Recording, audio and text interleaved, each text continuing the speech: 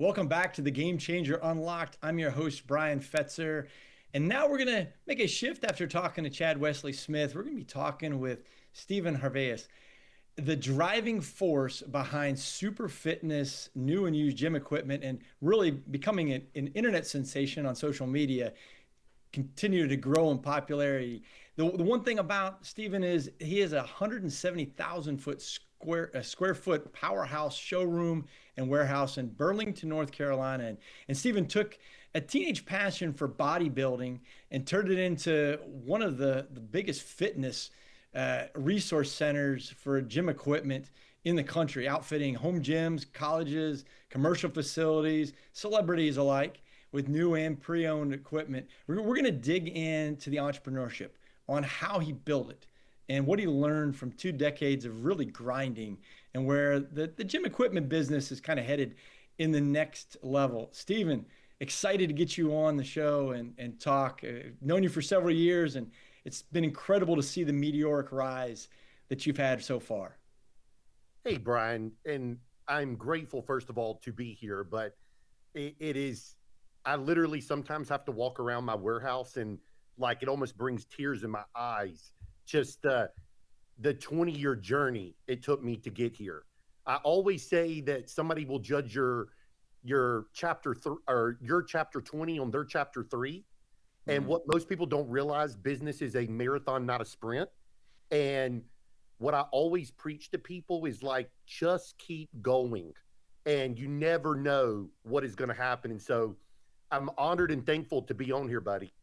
Hey, I tell you what sparked? I remember actually uh, being brought into the facility when you first got it, and it was empty and there was Yeah. nothing in there. But let's even go back farther. What sparked the thought process to start the business in the first place? I'll give you a little small rundown because I know I could spend hours talking to you. Um, it sparked from a 12-year-old overweight kid that mom got him a gym membership at a gym that I was not even supposed to work out at because I was too young, and they allowed me to work out, and I got bit by the passion of fitness, and I said I'm going to open a gym one day. And Brian, I was about 19, 20 years old, and I want to open this gym, and I'm working 3 jobs, waiting tables, nightclub security, bartending, all these things in my teenage years up until, 20 some years old, just trying to make it. And I opened my first little studio on pennies. I went $55,000 in credit card debt, sold my motorcycle for the money. I've got a few $1,000s, and I realized really fast I did not have enough money to open this facility. And what ended up sparking by that, I had bought an elliptical from a local gym that literally told was selling their old equipment to get new, and I was using that for my bodybuilding just in my house. And what I'd done, I took it to the new studio, and one of the doctors I was training wanted to purchase it. And he asked me what I paid for it. And I told him exactly what I paid. And he said, Stephen, I'll be glad to give you that. That's $4,000 less than what they cost. And it looked brand new. And Brian, at that moment, I was already buying and selling equipment, but not at all for profit.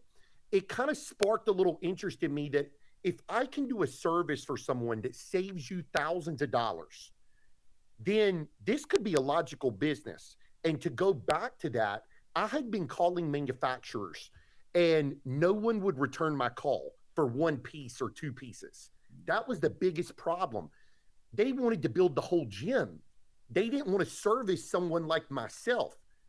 I come from a small Greek background of small restaurant business. Every customer matters.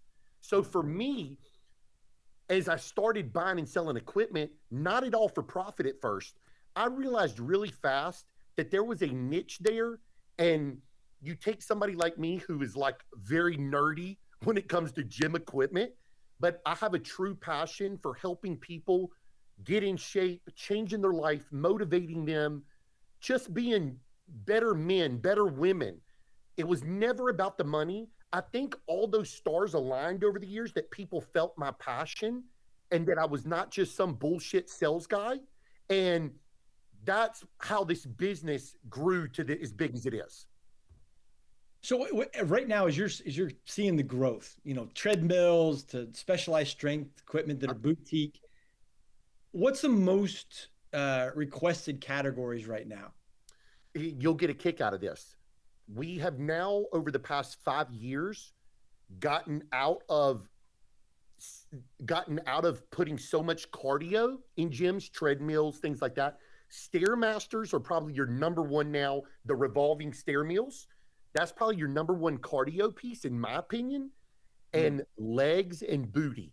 We are in a different generation that people no longer want to be skinny. They want to be fit, and the women especially want to be thicker. So the number one thing I advise in gyms, you need those what I call honey hole pieces that are the things you don't see in most gyms. And a lot of that is to do with the leg equipment and the glute equipment, which is booty. And you stack those with already the other good pieces that that are in gyms, and it is winning around the country. And I teach people what pieces to put in their gym that is going to set them apart from corporate America. Wait, hey, I want to go back because now you sparked another question in my mind. Sure. You said your path was built on years of relentless grit, essentially. Yes, sir. And grind. What's a hard moment that tested you to keep things going? I'll tell you, and it wasn't that long ago, Brian. And it's crazy because you saw it. I had knee replacement November 2019. In October of that year, I got a call that my local Gold's Gym was going to go out of business. They called me personally to buy them.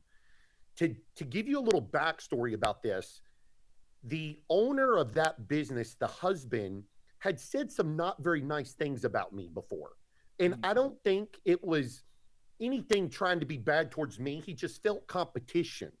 And I love competition, meaning like everybody can win. I do gym equipment for people in my town that my gym's in the town, and I still help you.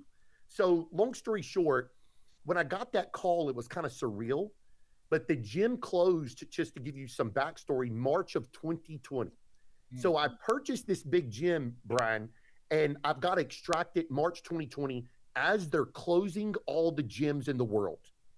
And I was under contract from the end of 2019 on my new building that we're in today. And I was selling my old building. When COVID hit, I had multi-millions like over my head hanging. And literally I'm extracting that gym. They're shutting down all the gyms.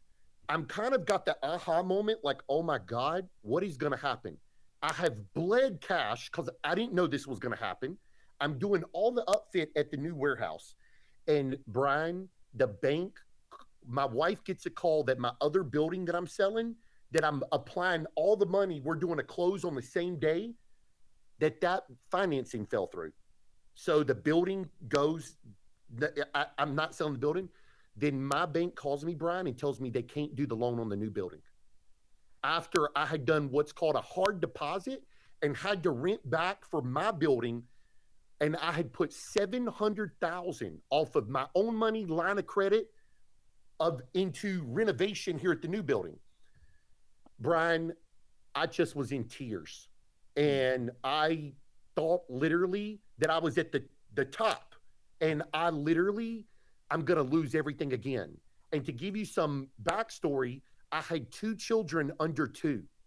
So my wife's in real estate. She's one of the top agents in North Carolina. So they're shutting down. All I'm thinking at the time is who's going to buy real estate? And I'll tell you the eye opener that happened. So first of all, I'm the type of person that I'm relentless. I won't sleep. Like, I will make it. But secondly, this is what happened. I'm in the middle of the country, and you know where I'm talking about. I am on my way to the warehouse, probably in depression, thinking to myself, oh my God, how am I going to do this? I'm already robbing Peter to pay Paul. and I'm in a traffic jam, Brian, in the middle of the country. And I'm pissed. I'm like, what is going on? It's COVID. Like, who are these people?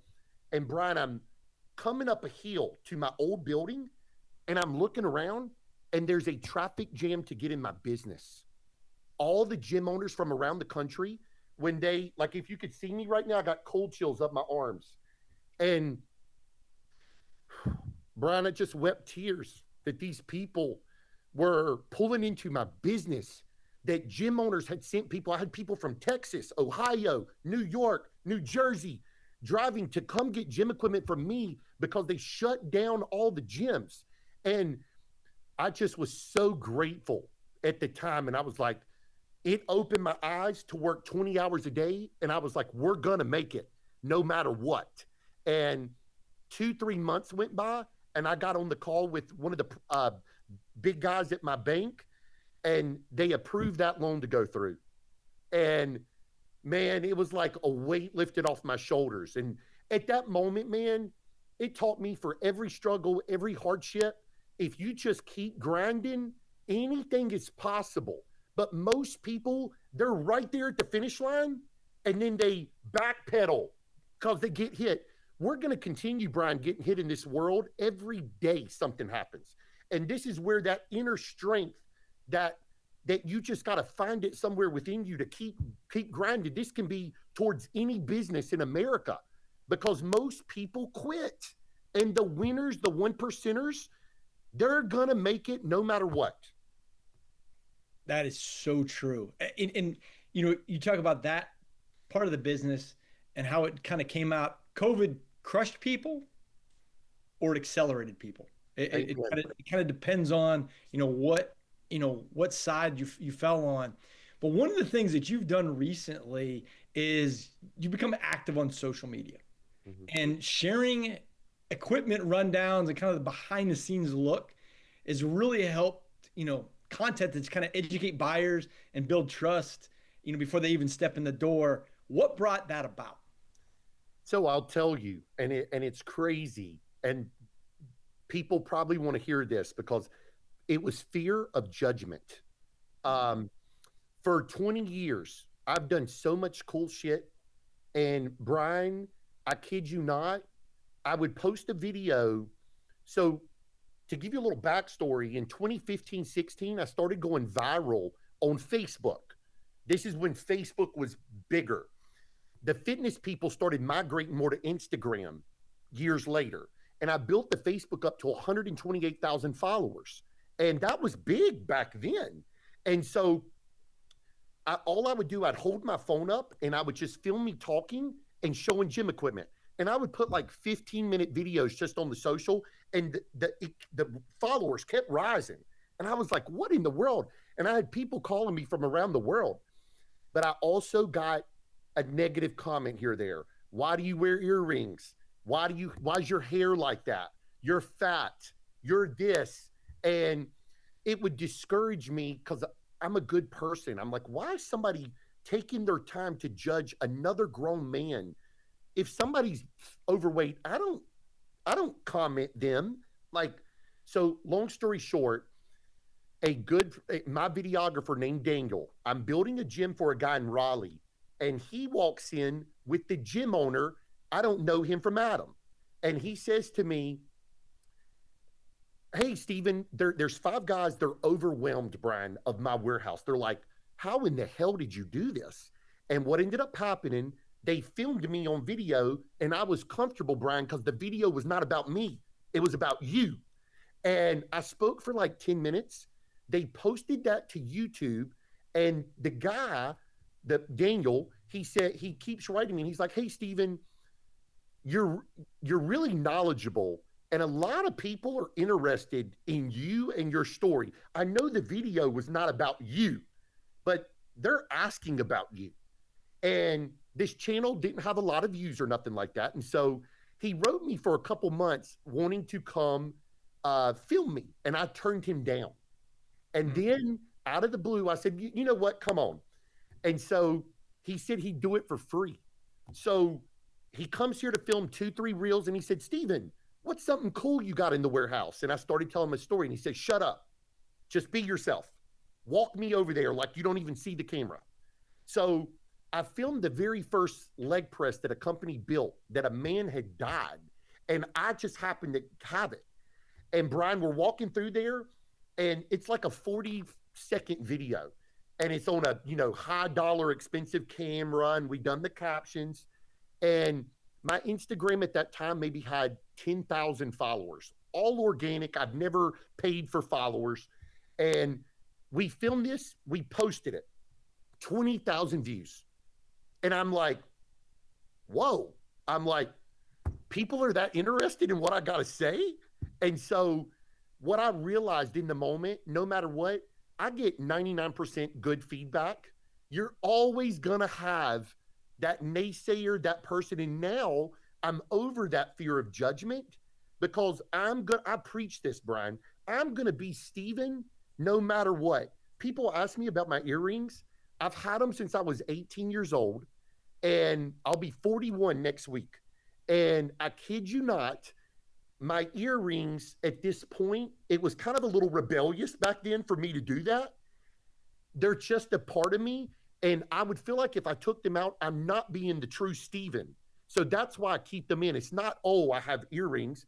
I just always want to really resonate to people to be Brian or be Steven or be you. Don't try to fake it.